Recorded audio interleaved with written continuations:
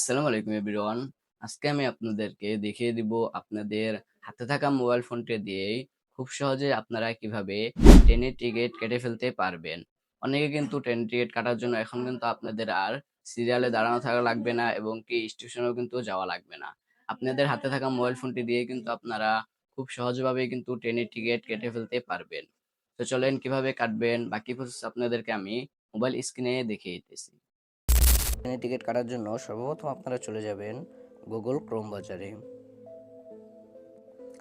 Google Chrome বাজারে চলে আসার পর এখানে আপনারা বিডি ট্রেন টিকিট এটি লিখে আপনারা সার্চ করে দিবেন। দেখতে পাচ্ছেন এখানে কিন্তু আমি বিডি ট্রেন টিকিট এটি লিখে আমি এখানে সার্চ করে দিলাম।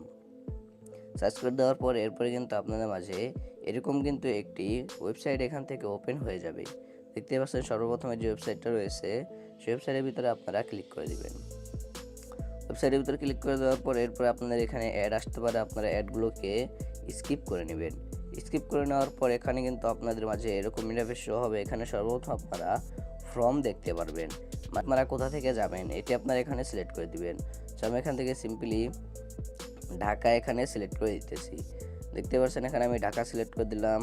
ঢাকা থেকে এখন আমি এখানে যাব টাঙ্গাইল। দেখতে পাচ্ছেন এখানে আমি টাঙ্গাইল সিলেক্ট করে দিলাম। সিলেক্ট করে দেওয়ার পর এরপরে আপনাদের মাঝে 3 নম্বরে যে অপশনটি রয়েছে এটির ভিতরে আপনারা কত তারিখে যাবেন সেই তারিখটি কিন্তু আপনার এখানে সিলেক্ট করে দিতে হবে। তো আমি এখান থেকে একটি তারিখ সিলেক্ট করে দিলাম। সিলেক্ট করে দেওয়ার পর এরপরে আপনারা কোন ক্লাসে যাবেন সেই ক্লাসে কিন্তু এখানে আপনাদের সিলেক্ট করে দিতে হবে। তো আমি এখান থেকে একটি সিলেক্ট করে দিতেছি। সিলেক্ট করে দেওয়ার পর এরপরে আপনারা নিচের দিকে সার্চ ট্রেন নামে একটি অপশন কিন্তু এখানে পেয়ে যাবেন। সিম্পলি আপনারা এখানে ক্লিক করে দিবেন। এখানে ক্লিক করে দেওয়ার পর এরপর কিন্তু আপনাদের মাঝে এরকম কিন্তু ইন্টারফেস এখান থেকে শো হবে। এখন কিন্তু আমাদের সর্বপ্রথম এখানে কিন্তু একটি অ্যাকাউন্ট কিন্তু এখানে আমাদের রেজিস্ট্রেশন করে নিতে হবে। এর জন্য আপনারা নিচের দিকে দেখতে পাচ্ছেন রেজিস্ট্রেট নামে একটা অপশন রয়েছে, এখানে আপনারা সিম্পলি ক্লিক করে দিবেন। ক্লিক করে দেওয়ার পর এরপর আপনাদের কিন্তু এখানে সর্বপ্রথম আপনাদের যে নামটি রয়েছে সেই নামটি এখানে দিয়ে দিতে হবে। আমি এখান থেকে কিন্তু আমার নামটি এখানে দিয়ে দিতেছি। দেখতে পাচ্ছেন এখানে আমি আমার নামটি দিয়ে দিলাম। দিয়ে দেওয়ার পর এরপরে এখানে আপনাদের যে ফোন নাম্বারটি রয়েছে ফোন নাম্বারটি এখানে দিয়ে দিতে হবে।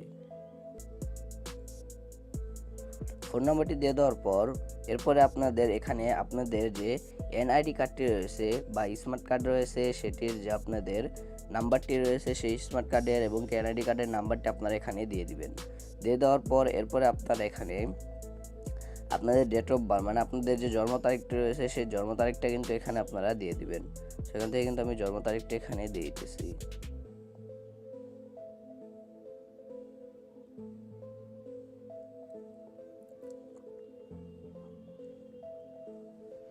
দেখতে পাচ্ছেন এখানে আমি আমার যে জন্ম তারিখটি রয়েছে সেই জন্ম তারিখটি কিন্তু এখানে আমি দিয়ে দিলাম।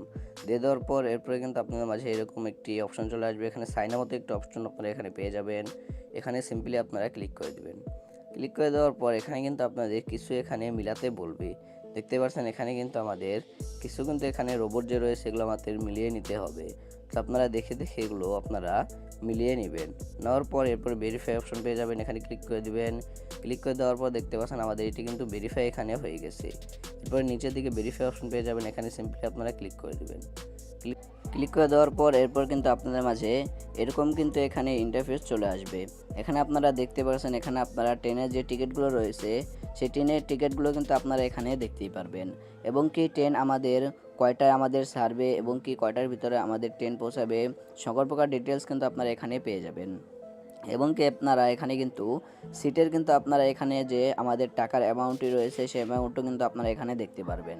সো আপনাদের এখানে যেটি পছন্দ হয় না কেন সেটি কিন্তু আপনারা এখান থেকে নিয়ে নিতে পারেন। সো আপনারা সিম্পলি যেটি বুকিং করবেন সেটির ভিতরে আপনারা সিম্পলি এখানে আপনারা ক্লিক করে দিবেন।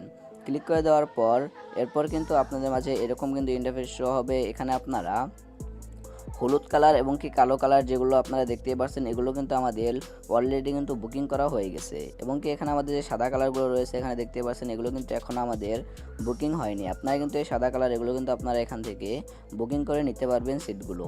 এর জন্য দেখতে পাচ্ছেন আমি অ্যাক্টিভিটিতে ক্লিক করে দিলাম। ক্লিক করে দেওয়ার পর এরপরে কিন্তু আমাদের নিচের দিকে আরেকটা অপশন পেয়ে যাচ্ছেন, সিম্পলি আপনারা এখানে ক্লিক করে দিবেন।